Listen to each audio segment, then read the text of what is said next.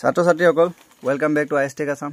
আজি তোমালোকক আমি নতুন এটা সিৰিজ আৰম্ভ কৰিবলৈ গৈ আছো। ক্লাছ 10ৰ যিমানবোৰ টেক্সট বুকৰ লেসন এণ্ড পোয়েম আছে সকলোবোৰ আমি আলোচনা কৰিম। আলোচনা কৰাৰ আগতে তোমালোকৰ ছাত্ৰ-ছাত্ৰীসকল কৈ থব ইয়াতে বিচাৰো যে তোমালোকে যদি কোনোবাই এই চেপ্টাৰৰ যিমানখিনি নোটছ আছে আৰু লগতে তোমালোকৰ ৰেপিড ৰিডাৰ আৰু গ্ৰামাৰৰ যিমানখিনি নোট আছে সকলোবোৰ তোমালোকক প্ৰভাইড কৰা হ'ব। তাৰ বাবে তোমালোকে আমাৰ স্ক্ৰিনত অহা এই অফিচিয়েল নাম্বাৰটোত কন্টেক্ট কৰিবা আৰু তাৰ বাবে তোমালোকে মাত্ৰ 200 টকা এটা পেমেন্ট কৰিলে হৈ যাব।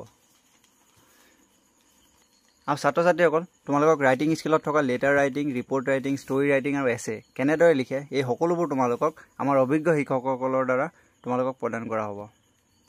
তেন্তে বলা আজি আমি প্ৰথম এটা পোয়েম আলোচনা কৰো, যেটো পোয়েম আছে তোমালোকৰ এ টাইগাৰ ইন দা জু।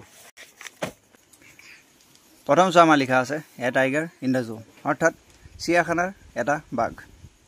ইয়াত প্ৰথমতে কি কৈছে চোৱা, this poem contrast a tiger in the zoo with the tiger in its natural habitat.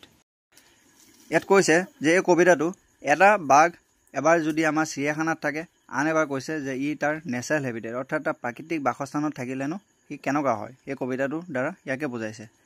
কৈছে the poem moves from the zoo to the jungle. এই কবিতাটো এবাৰ চিয়াখানাৰ পৰা এবাৰ জংঘললৈ গৈছে and back again to the zoo. আকৌ কি কৈছে, আমাৰ যিটো কবিতা আছে সেইটো আকৌ চিয়াখানালৈ ঘূৰি আহিছে। অৰ্থাৎ ইয়াত যিমানবোৰ তোমালোকে পেৰেগ্ৰাফ দেখিছা সেই পেৰেগ্ৰাফবোৰ এবাৰ ধৰা তোমালোকৰ চিয়াখানাত আছে আৰু এবাৰ তোমালোকৰ জংঘলত আছে। তেন্তে বলা আমি কবিতাটো আৰম্ভ কৰোঁ। He stalked in his vivid stripes, the few steps of his cage, on patch of velvet quiet in his quiet race. He stalked, ইয়াত হি বুলি সেই যিটো টাইগাৰ আছে, আমাক টাইগাৰটোলৈ কবিতাটো লিখা হৈছে সেইটো বুজোৱা হৈছে যে সি খোজ কাঢ়িছিল, তাৰ সেই যি ভৰিৰ ষ্ট্ৰাইপ অৰ্থাৎ তাৰ চিন আছিলে, উজ্জ্বল ভৰিৰ চিন আছিলে, সেইখিনি খোজ কাঢ়ি আছিলে। The few steps of his cage, তাৰ যিটো কেজ মানে হৈছে পিঞ্জৰা, সি যিটো পিঞ্জৰা বন্দী হৈ আছিল সেইটো পিঞ্জৰাত কি লাহে লাহে অলপমান খোজ কাঢ়ি আছিল। On pads of velvet quiet in his quiet rage, তাৰ ভৰিৰ তলুৱাখন যিহেতু অলপমান নৰম আছে সেইখিনিকে বুজোৱা হৈছে। পেটছ মানে তাৰ সেই ভৰিৰ তলুৱাৰ যিখিনি আছে সেইখিনি, ভেলভেট মানে হৈছে তোমালোকৰ নৰম, কোৱাইট মানে হৈছে মনে মনে। এতিয়া যিহেতু বাঘ এটাই খোজকাঢ়িলে তাৰ ভৰিৰ কি শব্দটো নাহে, সেইকাৰণে কোৱা হৈছে যে quiet in his quiet rage. Quiet rage মানে এতিয়া কি কৈছে, অলপমান তাৰ মনত খং লৈ, ৰেচ মানে হৈছে খং। এতিয়া ধৰা তোমালোকক যদি কোনোবাই চিয়াখানাত বন্দী কৰি থয়, তোমালোকৰ অভিয়াছলি কি ফূৰ্তি নালাগে নহয় জানো? ঠিক তেনেকৈ সেই যিটো বাঘ আছে তাক বন্দী কৰি থোৱাৰ পিছত সি কি দুখ লাগিছে, তাৰ মনত অলপমান খং উঠি আছে।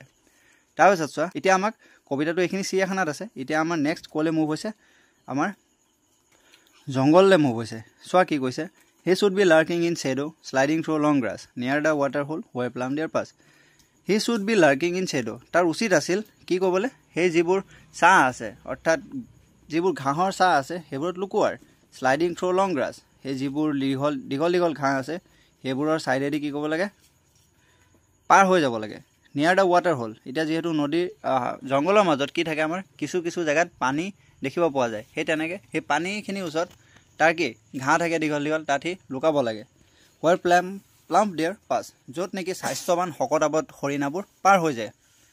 হি should be snarling around houses at the jungle edge baring his white fangs his claws terrorising the village.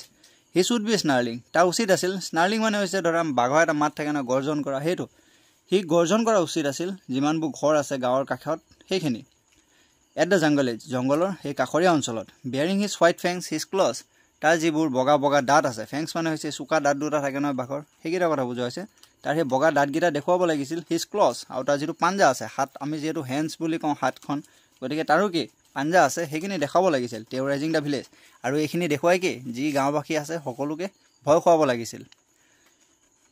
But he is locked in a concrete cell he stand behind bars, কি কৈছে, কিন্তু সি কি এইখিনি কাম কৰিব পৰা নাই। সি এতিয়া এখন মজবুত পিঞ্জৰা পিছপিনে লুকাই আছে। তাৰ যি শক্তি আছে সেইটো কিহৰ পিছপিনে আছে বুলি কৈছে, সেই যিটো বাৰ আছে, সেই যিটো পিঞ্জৰা আছে, পিঞ্জৰা বাৰৰ পিছপিনে। Stalking the length of his cage, তাৰ যিটো পিঞ্জৰা আছিলে, পিঞ্জৰাটো চাৰিওপিনে যিমানখিনি জেগা আছে, মানে পিঞ্জৰাটোৰ ভিতৰত যিমানখিনি জেগা আছে চাৰিওপিনে সি কি কৰিছে, খোজকাঢ়ি আছে। ইগনৰিং ভিজিটৰ্ছ, যিবোৰ তাক পৰ্যটক আহিছে চাবলৈ সেইসকলক কি কৰিছে, ইগন'ৰ কৰিছে, অৰ্থাৎ পাত্তা দিয়া নাই। He hears the last voice at night, সি শুনিব পাইছিল, লাষ্ট ভইচটো কিয় শুনিব পাইছিল, শেষ ভইচটো ৰাতি শুনিব পাইছিল। দ্য পেট্ৰলিং কাৰ্ছ, সেই যি গাড়ী আছে চাৰিচকীয়া বাহন, সেই পেট্ৰলিং গাড়ীৰ শব্দও শুনিব পাইছিল। And stare with his brilliant eyes at the brilliant eyes, আৰু কি হৈছিল, তাৰ সেই উজ্জ্বল তীক্ষ্ণ চকুৰে সেই আকাশত যি তৰা জিলিকি আছিলে সেইখিনি সি চাই আছে। এতিয়া ছাত্ৰ ছাত্ৰীসকল তোমালোকক 18 জনৰ নাম দিয়া আছে। তেখেতৰ নাম হৈছে লেছলি নৰিছ। কবিতাটো সম্পূৰ্ণ তোমালোকে ভালদৰে পঢ়িবা। যিমানবোৰ ৱৰ্ড মিনিং আছে মই এতিয়া তোমালোকক দি দিছোঁ, চাই ল'বা। ভিডিঅ'টো পজ কৰি তোমালোকে স্ক্ৰীনশ্বট মাৰি ল'বা।